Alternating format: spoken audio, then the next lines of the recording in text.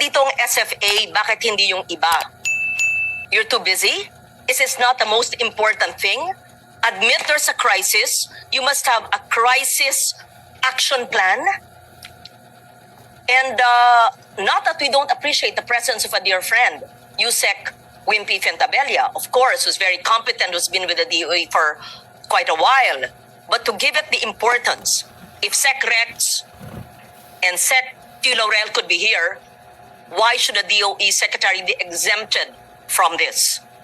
When DBM is here, pag kayo and NEDA, pag kayo ay humihingi ng mga budget ninyo, maski overnight, nandyan kayo. Pero pag crisis action plan, marami kayong dahilan. Senate will not allow that unless you are not admitting that we are in a crisis situation. Pero sa ngayon po, sa atin at sa payo na rin po ng Secretary Garin sa ating Pangulo, wala pa po tayo maaaring tawaging oil crisis sa bansa. Then you're lost in translation o nahihibang. Because everyone must act as if we were an ICU situation. That's how it should be.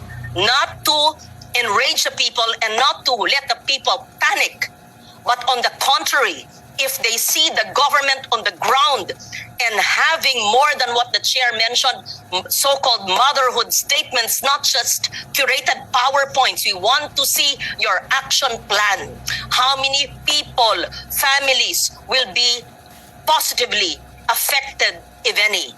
And what are the monies, the funds needed for continuing appropriations? And what are the line items in GAA 2026 na pwedeng ikalap maging savings para ito ang gagamitin? Tapos sasagutin ng DOF at ng DBM saan manggagaling ito considering 2.5 months pa lang at aminadong wala pang pera ang gobyerno. Pinapaasa ang mga tao tapos walang ibibigay. Hindi pwede yun. Tapos wala pa ang ibang kabinete dito.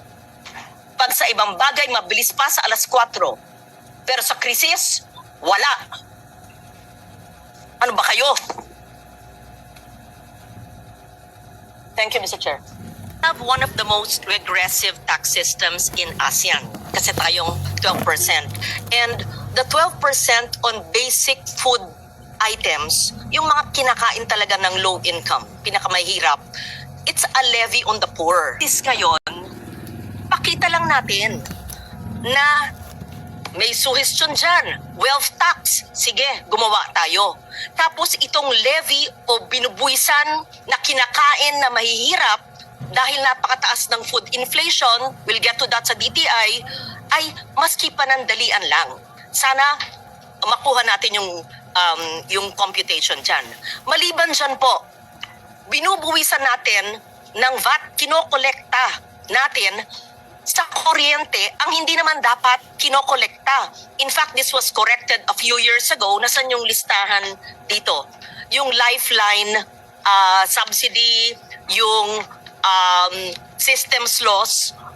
We are collecting VAT on electricity that is not being used, lifeline subsidies, systems loss, senior citizens subsidies, at yung electric cooperative capex contribution.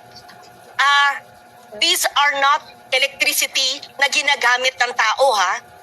Pero, nangongolekta tayo ng VAT. DOE at ERC, sumagot kayo. Bakit hindi natin i-correct ito? Sa panahon ng krisis, ay bakit hindi natin tanggalin na kaagad ito? Hindi kailangan. Huwag niyo sasabihin na naman, nag-break ang Senado at sumulat kami, pwedeng tanggalin. Kasi, ang BIR, andito ba kayo? Ginagawa na ng BIR 2 years ago.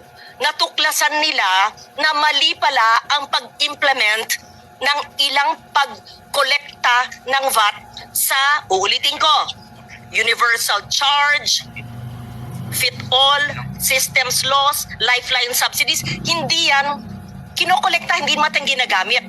So, tumutulong ka na, di ba, lifeline subsidies, bubuwisan ka ba? Di ba? Ano ba yung VAT? Kailangan yan yung value added eh.